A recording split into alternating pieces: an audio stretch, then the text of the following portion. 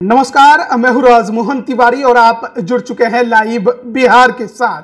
बिहार में स्थानीय निकाय कोटे के 24 सीटों पर एमएलसी के चुनाव होने वाले हैं। ऐसे में कौन बनेगा एमएलसी के सेगमेंट में हम कई सीटों की चर्चा पहले कर चुके हैं। आज बारी मधुबनी की सीट की है। मधुबनी की सीट की इसलिए क्योंकि यहां की लड़ाई बिहार के तमाम अन्य सीटों से ज्यादा दिलचस्प देखने को मिलेगी। आरजेडी के उम्मीदवार के सामने आरजेडी के बागी, तो एनडीए के उम्मीदवार के सामने एनडीए के बागी। ऐसे में चार उम्मीदवारों की लड़ाई ने इस सीट को चतुष्कोणीय बना दिया है। लड़ाई में बाजी कौन मारेगा, यह भी हम आपको इसी वीडियो के अंत में बनाएंगे, तो बने रहिए हमारे साथ। सबसे पहले आपको बता देते हैं 2015 के चुनाव का समीकरण और उस दौरान जीते हुए और हारे हुए उम्मीदवार का नाम। 2015 के चुनाव का समीकरण शायद आप सभी समझते होंगे। उस दौरान बीजेपी, रालोसपा और लोजपा एनडीए गठबंधन में एक साथ थे, तो वहीं दूसरी तरफ बिहार के राजनीतिक समीकरण थोड़े बदले नजर आते थे। उस समय आरजेडी, जेडीयू और कांग्रेस एक साथ थे।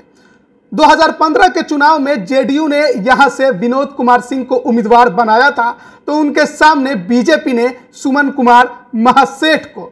चुनाव संपन्न हुए और जब परिणाम आए तो वो बीजेपी उम्मीदवार सुमन कुमार महासेठ के पक्ष में आए।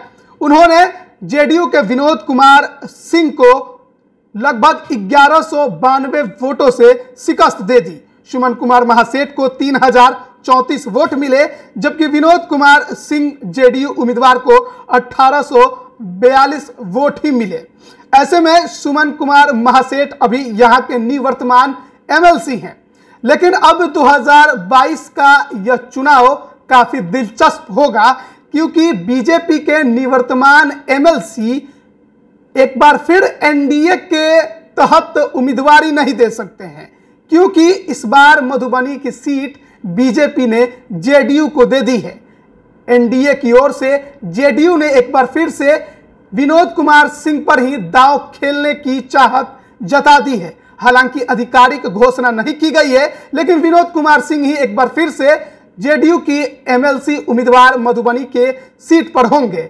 उनके सामने आरजेडी ने मोहम्मद मेराज आलम को उम्मीदवार बनाया है। तो ये तो एक तरह से महागठबंधन और एनडीए की आधिकारिक लड़ाई होगी, लेकिन इसके अलावा यहां पर दो और उम्मीदवार हैं जो यहां के समीकरण को ज्यादा बदलेंगे।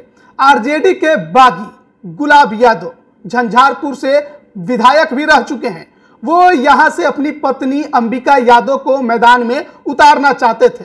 तैयारियां भी जोर शोर से चल रही थी।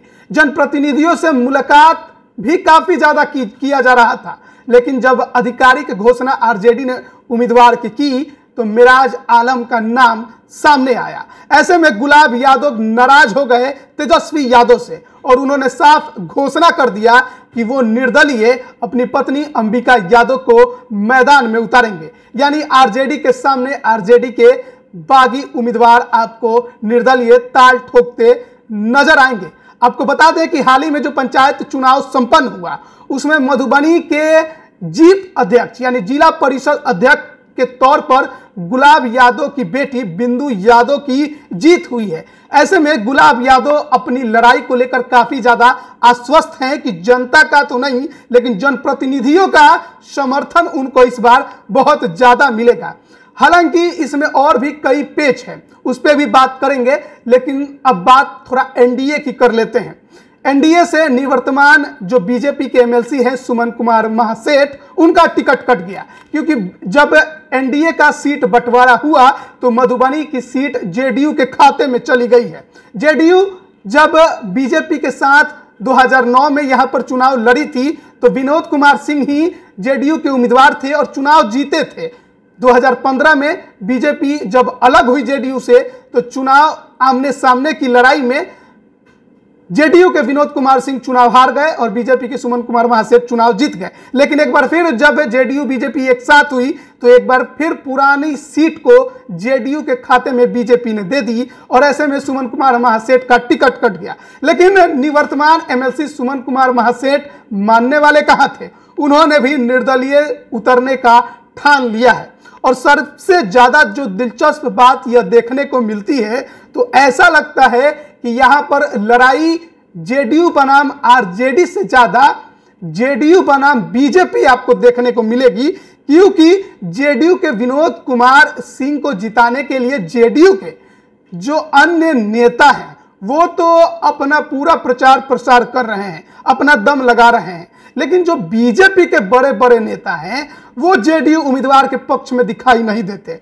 जब सुमन कुमार महासेठ ने निर्दलीय उतरने का ऐलान कर दिया और जब वो जनप्रतिनिधियों से मिलते हैं, कार्यकर्ताओं से मुलाकात करते हैं, समर्थकों के साथ जब बैठक करते हैं तो उनके बैठकों में बीजेपी के बड़े बड़े नेता कार्यकर्ता दिखाई देते हैं।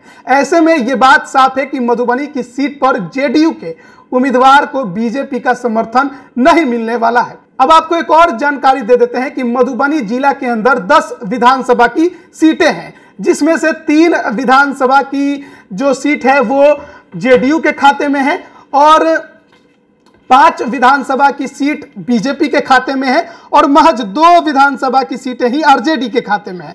ऐसे में विधानसभा हरलाखी जेडीयू के सुधांशु शेखर वहां से विधायक हैं, बेनीपट्टी बीजेपी के विनोद नारायण झा, खजौली से बीजेपी के अरुण शंकर प्रसाद, 2015 में यह सीट आरजेडी के खाते में गई थी। फिर बाबू बरही से जेडीयू की मीना कुमारी, बिस्फी से बीजेपी के हरिभूषण ठाकुर बचौल जो कि जेडीयू के खिलाफ लगातार बयानबाजी करने से पीछे नहीं हटते हैं, बीजेपी के फायर ब्रांड नेता के तौर पे जाने जाते हैं। मधुबनी की सीट आरजेडी की समीर कुमार सेठ वहां से विधायक हैं और 2015 में भी यही चुनाव जीते थे। राजनगर से बीजेपी के रामप्रीत पासवान, झंझारपुर से बीजेपी के नीतीश मिश्रा नीतीश कुमार के खिलाफ बोलने से जरा भी ये भी नहीं हिचकिचाते। हालांकि झंझारपुर 2015 में गुलाब यादव यहां से चुनाव जरूर जीते थे, 20 में नहीं। फुलपरास से शीला कुमारी जेडीयू की उम्मीदवार यहां से चुनाव 2020 के विधानसभा में जीती, लेकिन 2010 और 2015 में भी यहां पर जेडीयू का ही दबदबा रहा है और लोकहा से आरजेडी के भारत भूषण मंडल यहां से विधायक हैं। ऐसे में जो तमाम मधुबनी के विधायकों का जो बहुमत है वो एनडीए के पक्ष में है, लेकिन उसमें बीजेपी के 5 जो विधायक हैं वो आपको शायद ही जेडीयू के लिए कैंपेनिंग करते नजर आए। वो निश्चित तौर पर सुमन कुमार महासेठ के लिए आपको कैंपेनिंग करते दिखेंगे। सुमन कुमार महासेठ जो तमाम मधुबनी के प्रत्याशी हैं एमएलसी के, उसमें सबसे ज्यादा पैसे वाले हैं। पैसे इतने हैं कि कितनों को खरीद ले पता ना चले। जो 4 लेन हाईवे है वहां पर आसपास में दूर दूर तक इन्हीं की जमीन है। महिंद्रा का शोरूम है दरभंगा में, इसके अलावा कंस्ट्रक्शन का बिजनेस है, बहुत पैसा है, यानी करोड़ों नहीं 1000 करोड़ के मालिक है। वहीं दूसरे तरफ जो आरजेडी के मोहम्मद मिराज आलम है वो खुटौनी प्रखंड के प्रमुख भी हैं और उनके बिजनेस को लेकर थोड़ी शंकाएं जाहिर की जाती हैं कि शायद 2 नंबर का भी बिजनेस करते हैं। अब ये शंका हमारे पास वहां के जो जिला के रिपोर्टर है उन्होंने हम तक भेजी है, हालांकि कोई स्पष्ट पुष्टि नहीं है, इसलिए हम उस बिजनेस के बारे में तो बात नहीं करेंगे। अंबिका यादव भी अपना पूरा जोर आजमाइश लगाई हुई हैं, उनके पति गुलाब यादव लगातार कैंपेनिंग कर रहे हैं चुनाव जीतने के लिए। लेकिन अब देखना बड़ा दिलचस्प होगा कि इस चतुष्कोणीय में लड़ाई में एमएलसी की इस मधुबनी सीट पर बाजी कौन मारता है।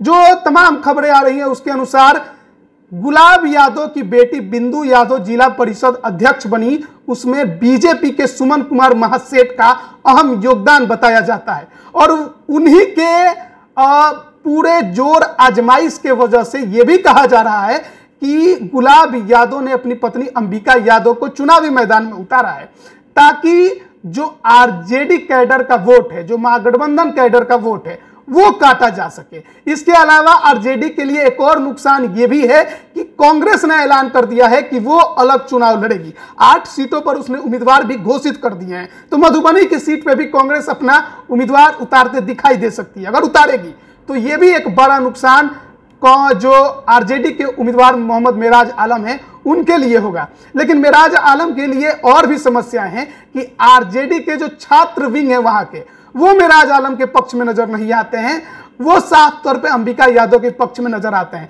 तो पूरी तरह से नुकसान आरजेडी को यहां पर देखने को मिलेगा। जेडीयू के जो प्रत्याशी हैं विनोद कुमार सिंह पूर्व एमएलसी भी हैं, उनके लिए जो जेडीयू के तमाम नेता हैं, विधायक है, वो कैंपेनिंग तो कर रहे हैं, लेकिन समस्या बीजेपी ने यहां खड़ी कर दी है। बीजेपी कहा जाता है कि पर्दे के पीछे से मधुबनी की सीट पर सुमन कुमार महासेठ को समर्थन दे रही है। जो तमाम कार्यकर्ता हैं, नेता हैं बीजेपी के, वो सुमन कुमार महासेठ के लिए प्रचार प्रसार करते भी दिखाई देते हैं और उनके बैठकों में शामिल होते भी दिखाई देते हैं। ऐसे में जो तमाम मधुबनी के सीट का समीकरण है वो एक बार फिर सुमन कुमार महासेठ के पक्ष में ज्यादा झुका नजर आ रहा है। आरजेडी के सामने बागी नेता के अलावा कांग्रेस भी एक बड़ा नुकसान साबित हो सकती है। वहीं जेडीयू प्रत्याशी के लिए तो सबसे बड़ा सेटबैक यही है कि बीजेपी उनके साथ खड़ी यहां पर नजर नहीं आ रही है। तो मधुबनी का सीट, आप आश्चर्यचकित मत होइएगा जब निर्दलीय प्रत्याशी के तौर पर एक बार फिर सुमन कुमार महासेठ यहां पर बाजी मारते आपको दिखाई दे। अब बने रहिए लाइव बिहार के साथ। तमाम अन्य सीटों की भी समीकरण और उसकी समीक्षा हम आप तक जरूर पहुंचाएंगे। आप सभी का बहुत बहुत धन्यवाद। लाइव बिहार यूट्यूब पर सब्सक्राइब और फेसबुक पर लाइक जरूर करें।